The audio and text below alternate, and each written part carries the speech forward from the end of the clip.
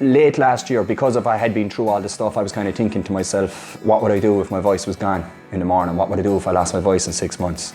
I have a couple of songs, I'd like to get them down just for my little piece, that going down the road, show my grandchildren. It was never a grandiose kind of thing, oh look at me, I want to get this out there. That was never in my head.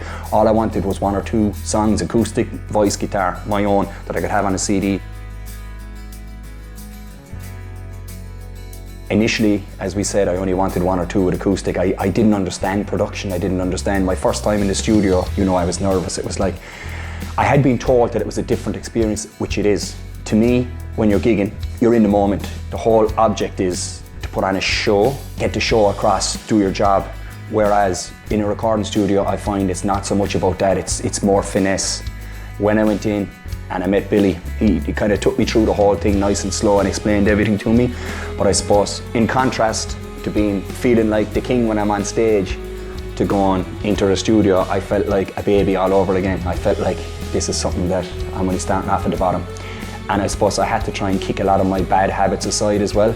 You know, when you're playing with backing tracks and you're playing the way I was playing, you get careless. You get careless with chords, you get careless with different things. And I suppose re-educating myself again with the guitar, sitting down with the guitars, learning the different tunings, working on my technique, stuff like that. It's brought the love of it back to me. And I think that's why I wanted to keep going. I'm just glad that Billy had the faith in me, that he loved the songs, he thought they were going somewhere, and I trusted his experience. And every time I came to him with an idea, he said, yeah, work with this, work with that. Now this is all coming from something that was supposed to be 2 acoustic songs.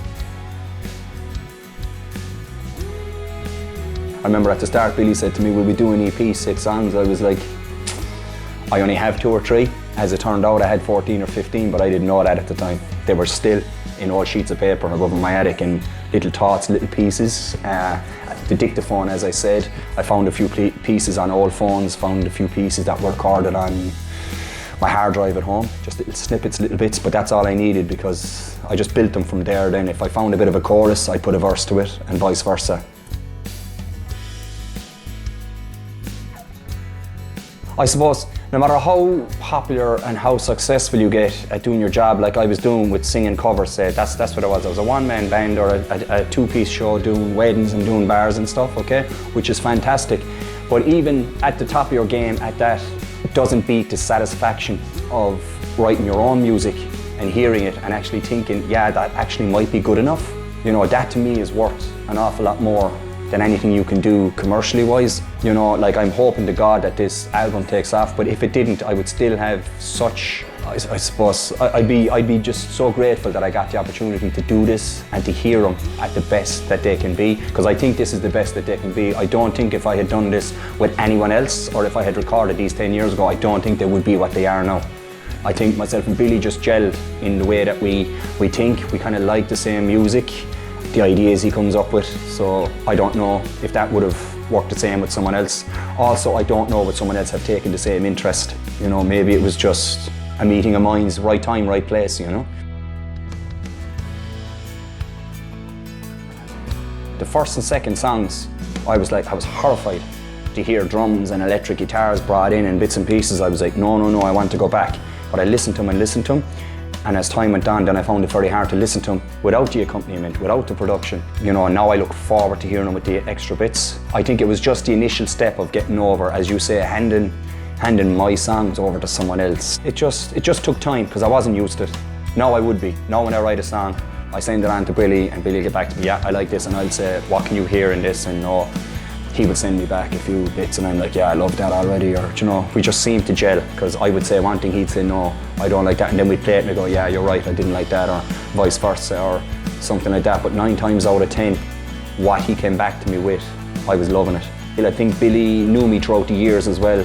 We were friends, kind of on the gigging scene, and he knew me from Facebook and knew me from seeing me around and saw a few of the gigs and stuff.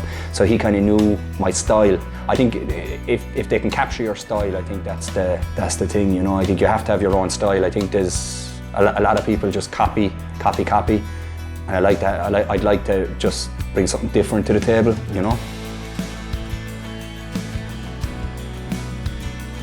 Yeah, I suppose I just came up with the idea because Billy at the time, we were actually recording in Limerick Senior College there in Limerick in the new studio, which was fantastic, and it was brilliant.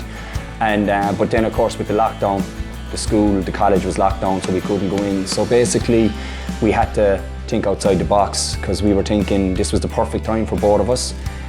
Billy would have a little bit more time to himself because he wasn't lecturing, and I would have plenty of time to myself because I had no work.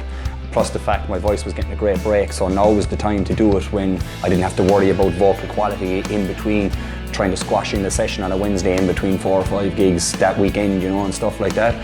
So yeah, we were trying to think where we could do it. We were thinking our houses, bits and pieces, and then we were like, I came up with the idea of a bar. Why don't we just go a different bar per song and kind of have a bar synonymous with each song that we brought out, which would be cool. It would give it another little bit of a kick. We went from bar to bar then, which was great. We had makeshift sound booths and various ways. Billy came up with deadening sound and with curtains hanging off lanterns and curtains swinging out of toilet doors and the whole lot, you know. But we still, for some reason, he managed to get the studio sound in these places, obviously with his skill set, number one, but also because of the gear and equipment we were using. We still used the best of equipment no matter where we were. We're hoping for the August weekend. All going well. Billy's still working away on production at the moment. He's hoping to have everything mixed and mastered by the end of June. Around the time of the release, yes, it will be on Spotify, on iTunes. There will be hard copies. As well as that, we'll be hoping, we have a few ideas in the bag about what to do on the release date, how to release it with a bit of it. We'll be doing something somewhere. You know, we're not too sure what that's going to be with the restraints or what way the restraints are still going to be in August. You know, we need to play it safe, we want to play it safe, but we also want to mark the occasion, so we'll be doing something.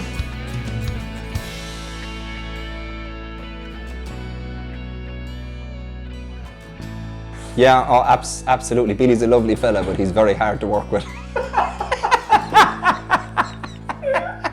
That's it. That's all right. Okay.